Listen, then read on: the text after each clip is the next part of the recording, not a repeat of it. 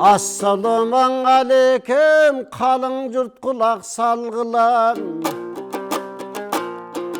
Bir ayga kaldım görünböy, es alıp geldim mına emek.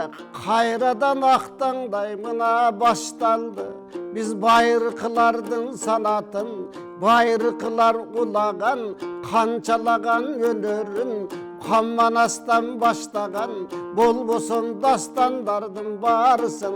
Ağıltıp geldi gelinme, eldi gırlar ırdaldı, güç ertişti karılar, caşı menem bütündöy, önör postun barı var, alemin aktangday tele görsötü, 26 yıldan bir jaka, elime kөгültür oşol ekirran, töründe sayrap gelebiz, jeti duvan jergenin, elinde sayrap gelebiz, bugün da bolsa tuğandar Kırgız'tın bir çoğun önörü, babalardan kalışkan umayene bütündöy, ulu toğunun koynunda, köpler seni жаңырtkan, koşoktun aytıp bermekbiz, koşok kanday bolgonun, köpçülüğü kup körmekbiz, bugün geldi kodoğun teң alabuka jerinden, Nurmoldonun elinden, toktokanday apabız, buyursa köplerse bilip alabız, hoş gelipsiz ejeken.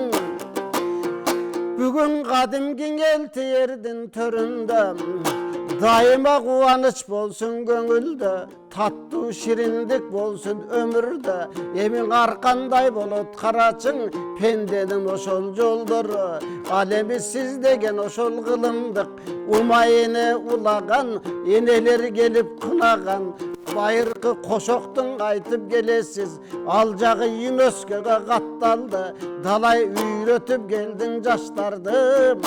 Ananda hazır zaman özgörüp, bir jaşlardoy unutup, jaş emes karılardan unutup, baratkan çakta bulunur, oşonun eske salыңыз, anı kunt koy uvalalı, kurdaşlarga çoğulup, bütünдөй ulu gücü barыбыз, anda kuş gelipsiz bul törgüm, özüңüzden ugaldık, bolbosam өлköbüz bütün karasın, sözüңüzden don ugalık. Koşoktun kanday bolgonun, elgen aytıp beriңiz, buyursan al kepтердin barısın, elge saktap don alalık, kalgan keptin barısın, gezekti sizge beremin, ejeken gözüңdөн ugup alalık. Kımbattуу Kırgız elim, mına бүгүnkү актаңдай берүүсүндө кошок жөнүндө өзүмүн башыман өткөн тарыхта кошоктун тарыхын айтып берейин. Бул кошок деген сөз уңгузу кош.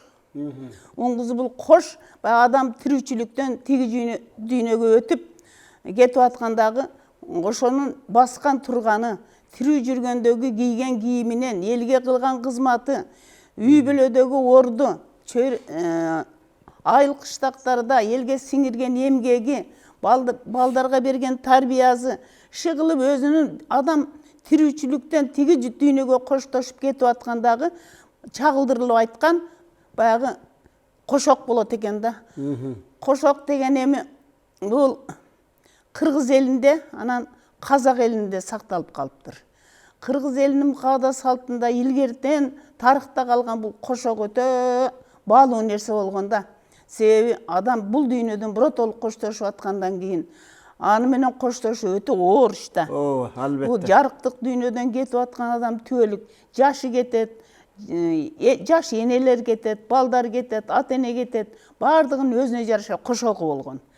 Эми кошок Кыргыздын каада салтында илгертен көчмөндү Кыргыз эли бир айылдан бир айылга, бир журттан бир журтка көчөрдө, эгерде азалуу болуп, кара кийген келини болсо, ошону кара атты карага жамынтып, кулакчаларынан бери кара кылып туруп, аял кишини кара кийгизип туруп, анан жетелеп, бир айылга жакындашканда кошок айттырып, анан жанындагы аялдарды кошок айтып, көчүп келаткан элде азалуу бар турбайбы деп, ошол жолуна дасторконун жайып, айран сүтүн кымызын алып чыгып, 1-2 айыл кошок кошуп отурган экен. Аттан түшкүчө. Анан аттан түшүрүп алып чай беришип, кошок кошуп, көңүл айтып, Куран окушуп, анан аттандырган экен кийинки журтуна. Ошондой кыргыз эли ошондой ынтымактуу болгон экен. Тоюнда дагы сүйүнүчүн бөлүшкөн, кайгысында ыйын бөлүшкөн Ошол кыргыз эли. кошок мына куш келипсиз сиз. Кошок бир эле жанагы адам акыретке аттанганда эле айтылбастан андан башка дагы айтылган учурлар бар да, мисалы баягы кыз узатып аткан мезгилде дагы бир башка нерселер. Бул эми кошок кыргыз элинде ушу кыздарга айтылат. Баягы кыздарга айтылганда ошо барган жеринде талим тарбиялуу бол, ата журтуң уят кылба, кимдин кызы дедирбегин, жакшы болгун, кайын журтуң менен жакшы мамиле бол, күйөөңү сыйла, кайын журтуңу жакшы сыйла деген насаат менен айтылат да кошок. Бул эми баягы ыр түрүндө жакшынакай кылып кыздардын башын кучактап насаат айтылат. Жерден айо, кызыке акылың барсын, ал жерген айо. Алганыңа гана жакшы жан болсоң айо. Ушул эми кошоктун тарыхы өтө күчтүү да. Ооба, сизди эми бул баягы бул өнөрдү сиздин айтып жүргөнүңүздү биз анча мынча угуп калган жайыбыз бар. Бизге дагы келип ошол баягы анча мынча калың журтка айтып, бир эле биз эмес, сиз чет жактарга барып, Францияга чейин барып баягы айтып келген жактарыңыз бар да. Анан эми бул өнөр каяктан сизге, ким аркылуу калды? Кыргыздарда айтат го, күйгөн аял кошокчу деп. Башыңа түшмөйүнчө болбойт экен да. Атам рахматылык өтө сөзгө чебер, анан өзүнчө кошок айтып отурган киши болчу эле да. Биздин кулагыбызга жетсин деп отуруп пенсияга чыккандан кийин атам өзү мүнүшкөр киши болгон эле. Атты таптаган, атты өзү оруун да билген, кайсы жылкы канча жашта экендигин, анан канаттууларды өтө жакшы билген. Куштун түр-түрүн верандабызга 4 бурчуна 4 томогодо туйурда куштар турат эле. Мына караңыз. Жанагы чөлү, ак шумкар, куштардын баардыгы коңгуроо, көкүрөгүнө коңгуроо, куйругуна коңгуроо, таласка барып атам коңгуроо кылдыртып келчү эле куштарга. Анан коңгуроолор шыңгырап, куштары үйдө турчу эле, ону баягы күй эшикке алып чыгып алып, ону даярдачу эле. Даярдап, таптайт экен да. Анан атаңыздын аты Чанчарбы? Чанчар. Чанчар, Анан атам өзү бүркүт алып келип, эшикке чоң дөңгөчкө томого, башына томого кийгизип, анан бүркүттү байлап коер эле. Балдарды жанына барбагыла, бүркүт алып калат деп барбачу элек. Анан түлкү, коён капаска, бир темир капаска каршкырдап келип коюп койгон да. Ошондой жаныбарлардын түр-түрү зоопарк эле да атамдын үйү. Таң калыш элдер атайын келип көрчү эле. Куштун түрлөрүн келип көрүп кетчү эле. Шыңгырап, немеле коңгуроолору шыңгырап, ар бир куштун өзүнчө өзгөчөлүктөрү, эшикте бүркүт турчу эле. Көзүн бакырайтып, үйдүн атында үкү турчу эле. Ошолордун баарын кармап келет. Баардыгын атам ошентип.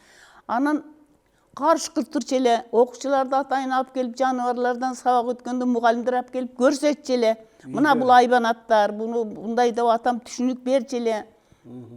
Анан каршкырдап келип көрсөтүп, окуучуларга ошентип экскурсия кылдырчу эле да. Ошол Алабуканын 1-май айылында. 1-май айылында. Эми ойлойм да, атам ошо айылда бир тайганы бар киши атам экен да. Атын таптап, жоргатып өзүнчө, биези өзүнчө, анан эң жакшы аттарды минип, бүркүттүн колуна кондуруп, бүркүт оор болот да. Нерге мындай кылып туруп, атайын таяктарды жасап туруп, тизесине мындай кылып туруп, бүркүтүн алып барып, бүркүттү салып келчү эле. Бүркүттөн көп түлкү, каршкыларды ошо бүркүт алчу эле.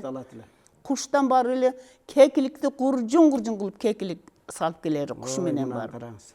Анан мылтыгына, мантикрис мылтыгы бар эле, желкесине астына алып ошо кээде атып келет эле. Айып атып келген бир жолу чаткалдан барып. Ол жолу болот экен да такай эле. Дайым ошондой. Анан атамдын үйү зоопарк эле да. Кийин ойлойм эми азыркыдай бааланган заман болсо атам бааланбак экен дейм да. Өтө елден мүнүшкөр, аттын тилин билген, канаттуулардын баардык сырын билген ушундай Ошол мүнүшкөр мезгилде киши эле. демек баягы бир атайын кызыгып, аксакалды мындай тартып, бир биздин баягы кызыл китептерге жаздырып, ошентип калган адам болбоптур да. Болбогондо ул убакта сайыздын убагында Ооба. ондойлорду. Мен билгенден илгери көрүп калган жайым бар да, жаш балдар элек 87-жылы Ошто филармония ачылып, Ош облустук. Анан ошол биз гастролго чыгып, Мургап тарапка барганбыз да. Мургаптык кыргыздарга барганда ошондо Чыныбай Мерген дегенди көргөнбүз да. Ал киши ошондой экен да. Мен азыр сиз айтып отурсаңыз ошол илгерки мергендерди элестетип атам да. Мүнүшкөрлөр, саяпкерлер.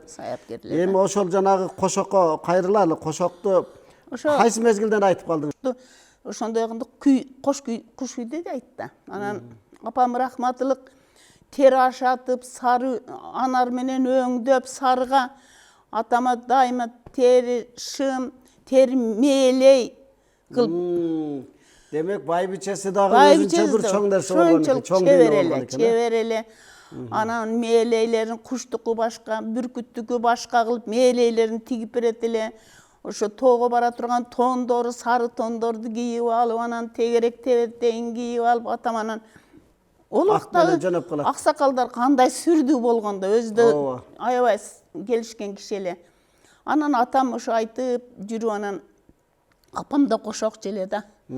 Апам өзү 6 бир туушкан акеси бар эле. Ошо өткөндө кошок кошкондо, ошо нары карап кошок кошкондо баягы батачылар келгенде шунчалык ыйлашар эле да, муңду кылып, зыркырап кошор эле. Апам кошпой турса экен деп биз биякта ушундай кыйналар элек.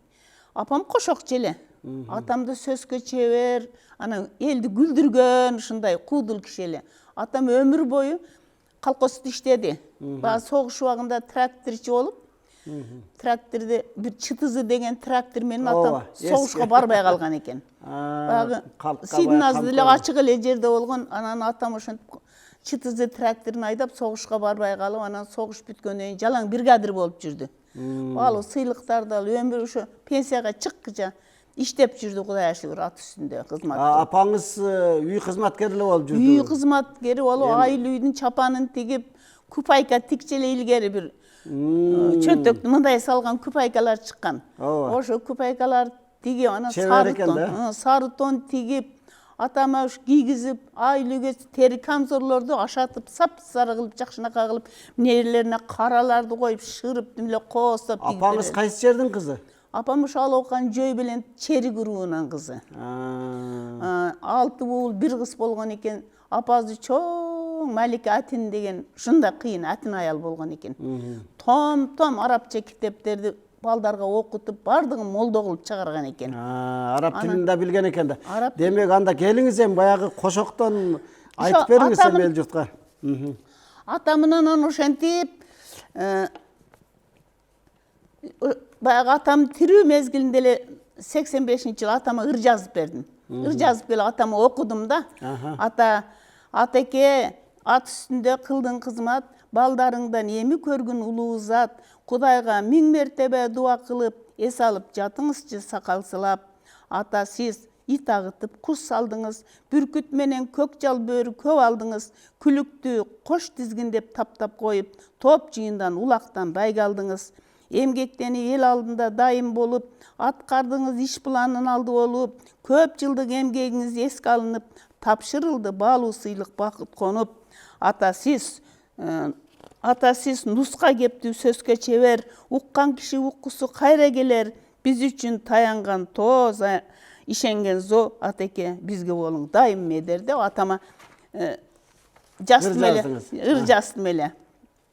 Атаке, сиздин колдон баары келген, үйүңүздү билбегендер зоопарк дешкен, түлкү, коен, карышкыр, бүркүт турат, үкү кыйгырбы, шуңкарбы билбейт экем. Үй алдында томоголуу бүркүт турат, коркпогондой саламдашы үкү күлөт, капасындагы каары ашкан чоң карышкыр тааныгансы мени карап туруп үрөт. Алдында түлкү коен ойноп жүрөт, Көргөндөр таң калышып көпкө күлөт. Жырткычтар бири-бирине кас болбостон бир гана сизди сыйлап араң жүрөт. Атеке ул үйлөнүп кыздар бөлөк, неберелер үйүңүздө ойноп жүрөт. Ылайым Кудай сизге нысап берип, көп жашаңыз 99 жашты бөгөп деп атама. 85-жылы карына бир жазыптым эле. Анан эми атам ушундай мүнүшкөр, кыйын киши болгон эле. Баягы бузулганды жараштырган, чачылганды жыйнаштырган, ажырашкандарды бириктирген. Анан тамырда кармачы эле да. Тамырда карма, ысык суугун ажыратып, ооруларында ажыратып, үйдөн адам кетпейт эле да. Жайдын күнүндө көк безин байлатып, ошо пенсияга чыккандан кийин өтө ушундай кадыр барктуу киши эле. Анан атам өтүп кетти. Атам өткөндөн кийин анан ого чейин келинибиз өтүп кетти. Жаш 28-те. Анан эле атам, кызым айтчы, ушу келинибизге айтпаган кошокту кимге айтасың балам, деп эле ыйлап сыктап. Анан келиниме кошок айттык. Анан атам өтүп кетти 88-жылы. Бизде боз үй тигип 40 күн отурат да. Кыргыздын салтында 40 күн эртең менен эрте туруп эркектер, кишилер эшикте үйүн чыгарат, аялдар 40 күн кошок кошот. Анан атам ошо боз үйдө отуруп мен анан кошок кошо баштадым.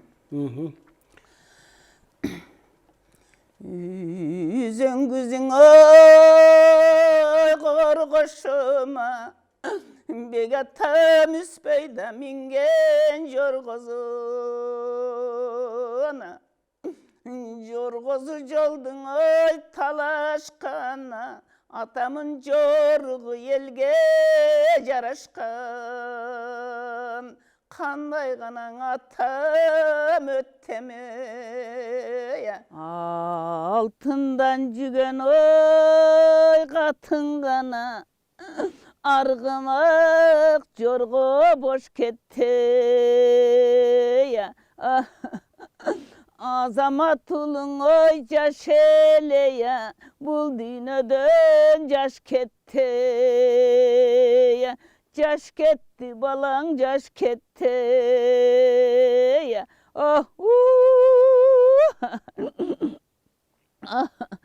Күмүштөн жүгөн ой катын гана, күлүктө жоргоң бош кетти. Күн көрбөстөн жаш балаңа, бул дүйнөдөн жаш кетти. Жаш кетти улуң, жаш кетти. Ушундай кошокторду коштум да эми күйгөндөн эми атам минген карагери да калбады, жоргозу да калбады, улагы да калып кошуп айттым да. Анан ошодон баштап эле анан мени кошокчу деген атка конуша баштады. Атаман чыкты да бул сөз. Айылда анча мынча ошол мезгилде айылдагы ошол коңуш колоңдон өтсө чакырдыбы сизди?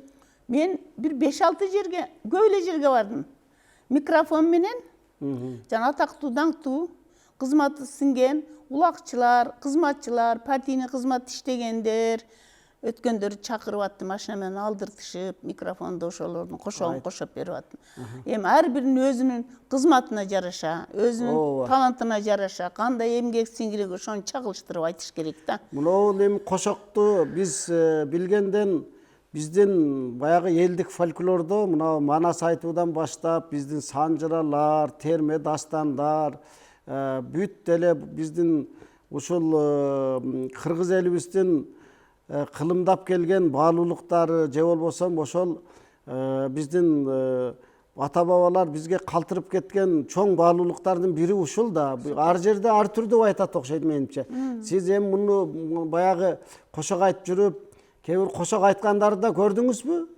Ал айылда сиздерден башка да бар беле, бирөө жарымдар бар беле? Негизи мурдагылар кандай болор эле?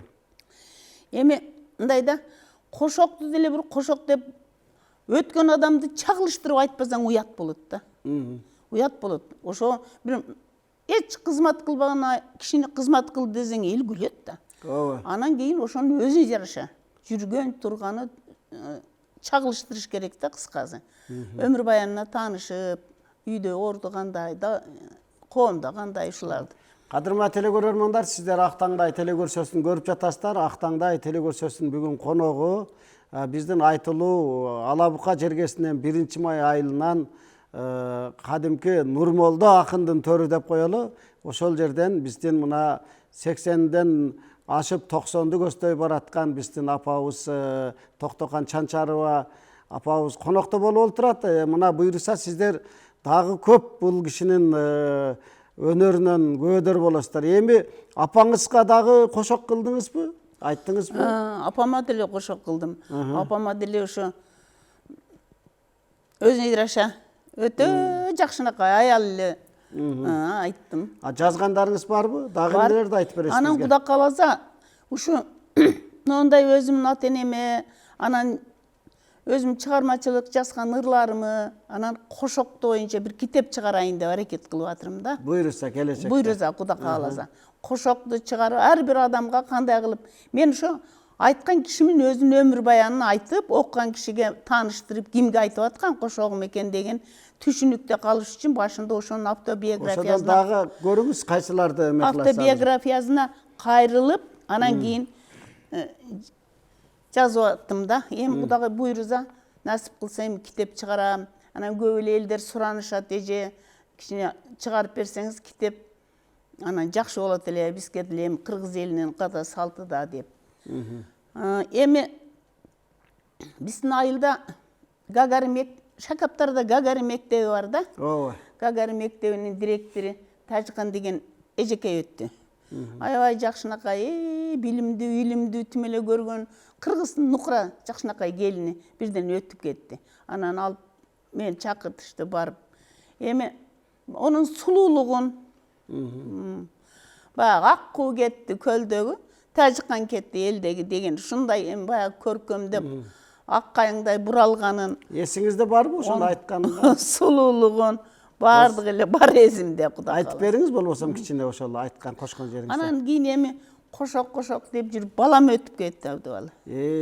Балам өтүп кетти, ошондо катуу күйүп кеттим анан. Балама айткан кошогуман айтайын. Айтыңыз. Күлөнүп учкан ой куш болду я, менин акылга сыйбас иш болду я.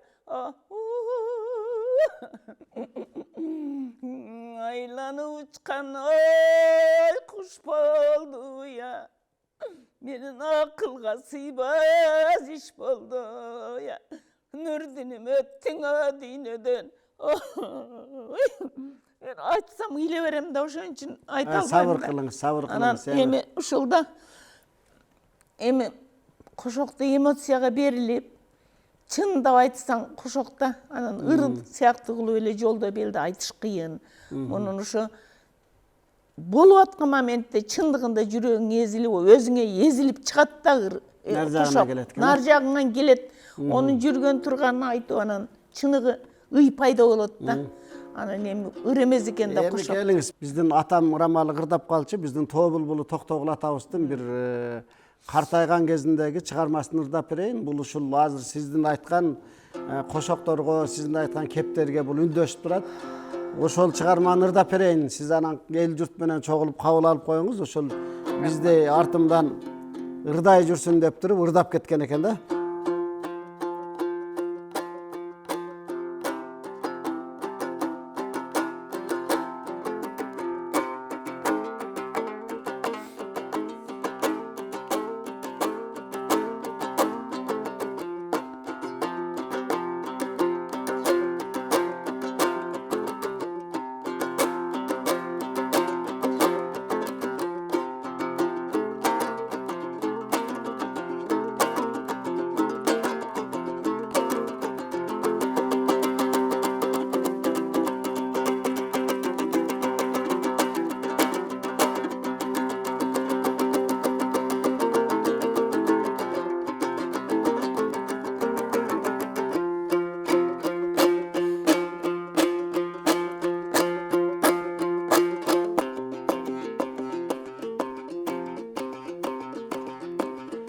Kayırıp bir kana çertken ay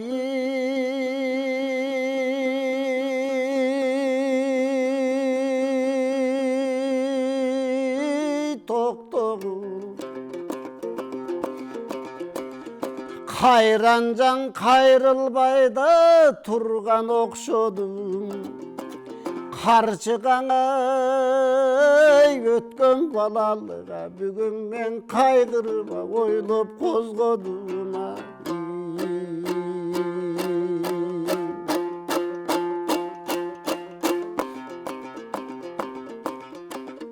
Burup burup kana çertken ay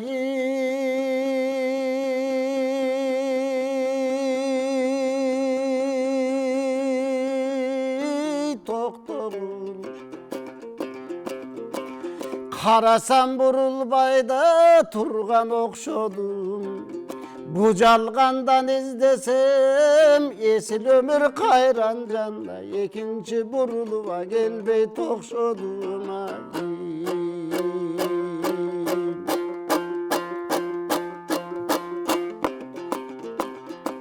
Yekeli kanat ilim ay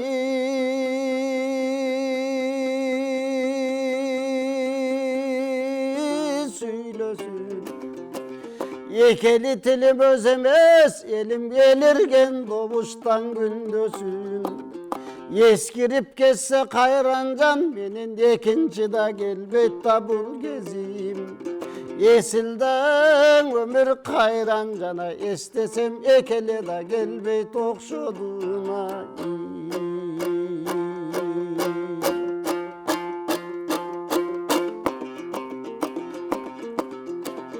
Boz bulbul kana tokona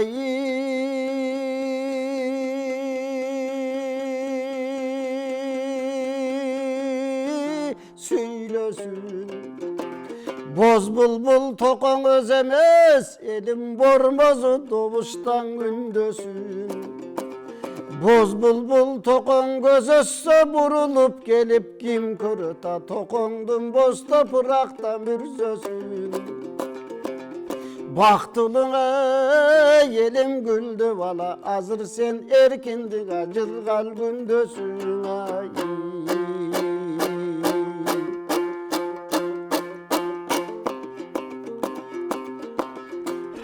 Bir gesten akbala bulçumayı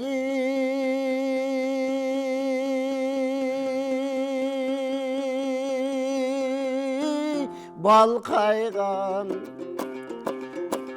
Anda men ak buluta bolçumda kal kaygan Akın tokoңırdasan ayal erkek görüm dep menin alыстana tiktep şan kaygan Andağı gezdim bir joğun hazır karçaday sögümde kan kaygan Azır kıcırgal teңçilik ayal erkek jelpini va silerden altındaya yüzün man kaygana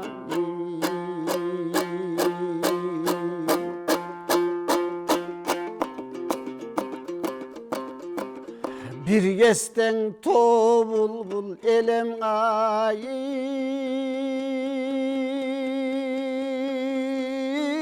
eldegin Anda men torgoydan eleme tördögün Anda men ak jorgon elemda eldegin Elim ak bulbula boldum tördögün Aksakalay bolup kardıma alıp kal ak kununa ötün mendegin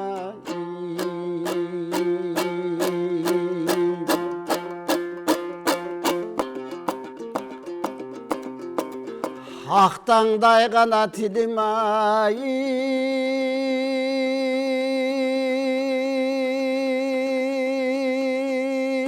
söylesin Ahtangday tilim özemez, elim aytılı doğuştan gündösün.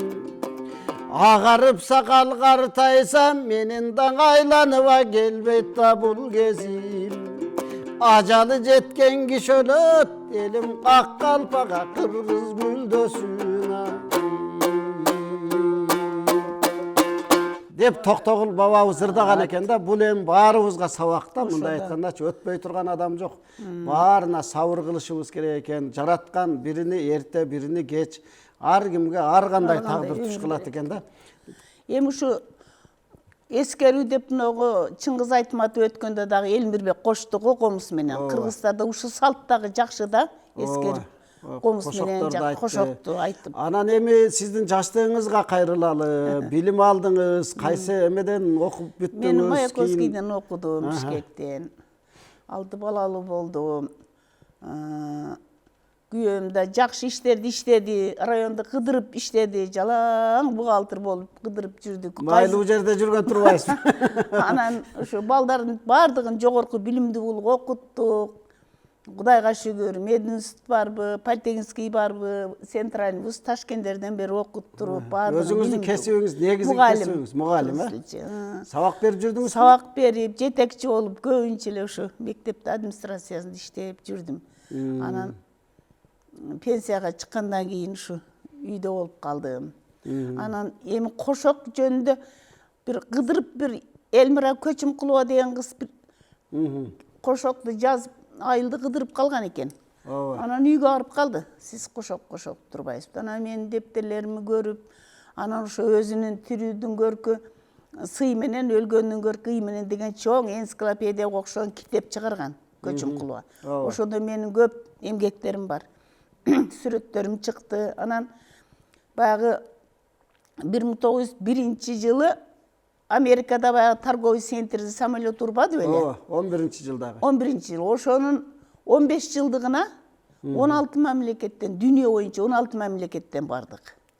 Сизди да чакырды ошого? Чакырды. Анан бияктан Тибеттен, Кытайдан, Албания, Урмения, бүт Венесуэла кылып бардык мамлекет. Башка өлкөлөрдүн баарына.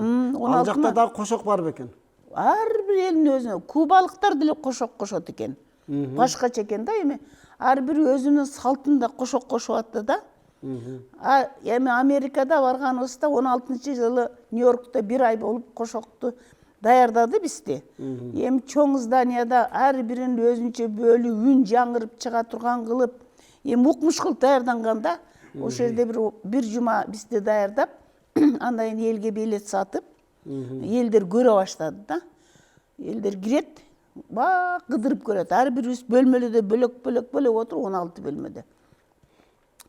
Кубалыктар ортого коростун макетин адам тургузуп койгон, тегеренип кыйкырып ыйлашат экен. Анан Албанияда бир үн чыгара турган аш тактага окшогон тактаны мойнуна илип алып, анан таяк менен уруп, үн чыгарып, муңдуу үн чыгарып, анан ошол баягы өлгөндүн белгиси экен да, элди ошентип чакырат экен. Албанияда ошондой экен. Венесуэладагы капка окшонтуп мындай кылып кийишип алат экен. Баягы ичине кирип алган кошок кошот. Ичинде айтат экен. 2 аял барды Венесуэладан. Ошолор ошондой туюк каптын ичине башынан кийгизип туруп отурушуп алып айта баштады.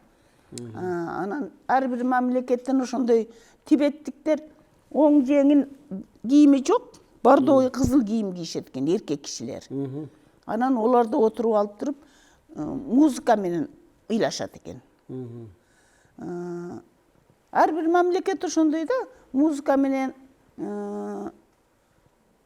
кээ бири үн чыгаргыч өзүнүн өстөрүнүн аспаптары менен ошентип үн чыгарып ыйлашат экен. Эми азыр сиз биздин ушул мына акыркы мезгилдерде биз заман баягындай эле, бирок мезгил аябай тездик менен өзгөрүп, баягы адамзатты өзгөчө бир башка кубулуштарга, баягы биздин илгерки ата бабалар кармап келген салттар, нарктарыбыз негедир баягы адеп, акылак мындай кичине четтеп аткан мезгилде ушу эмне деп айтар элеңиз? Бу жаштарыбызга кантип айтар элеңиз ушуну? Мындай дейт элем да, биз ушу жарыктык дүйнөгө аманат эле жүргөн адамбыз дейми. Эртеби кечпи баарыбыз кете турган адамбыз.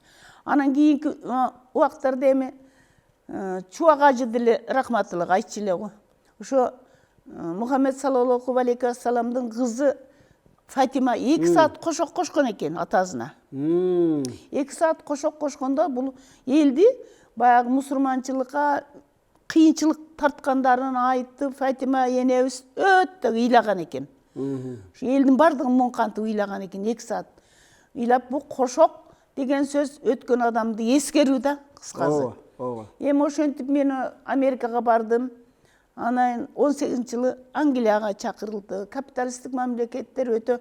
Анан Австралияга, Канадага деп очередке турушуп атты.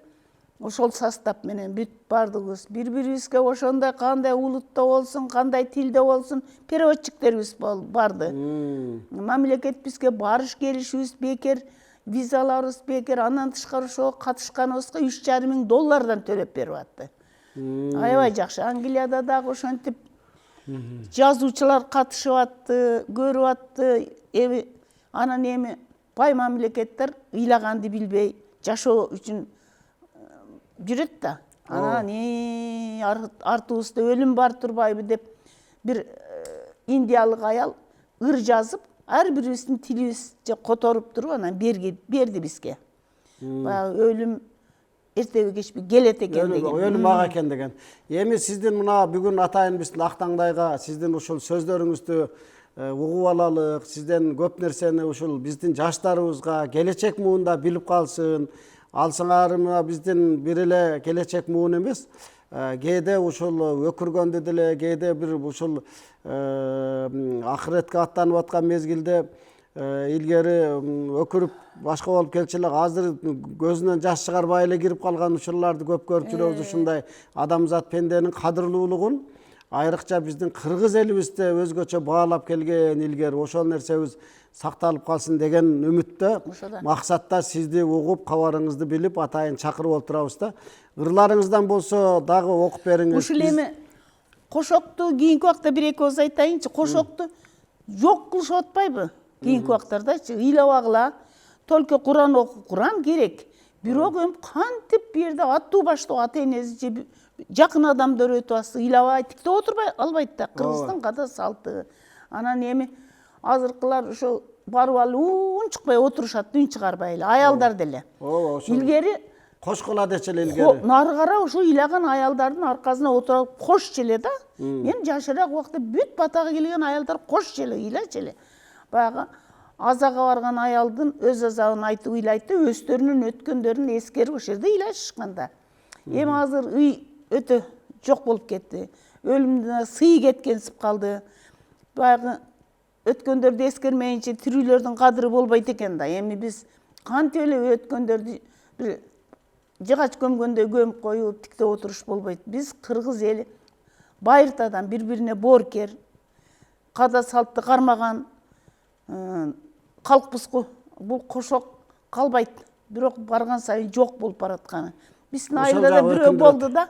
Үн чыгарбагыла деп койду. Кишилер беректен өкүрүп баштаган экен, ыйлаба, ушат деген экен.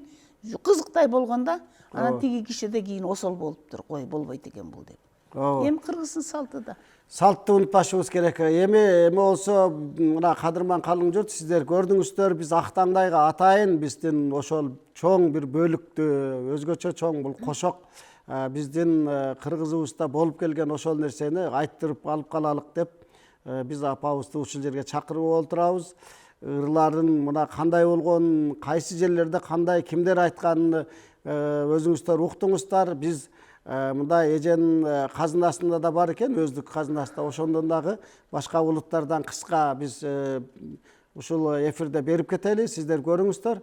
Анан кийин маегибизди улайбыз. Күндөгөнөн ай өткөн ай, атамдын түп катасы бай өткөн. Ойя, баштап бер, баштап айтайын ай, мен коргорбай атамдын шанисин ай.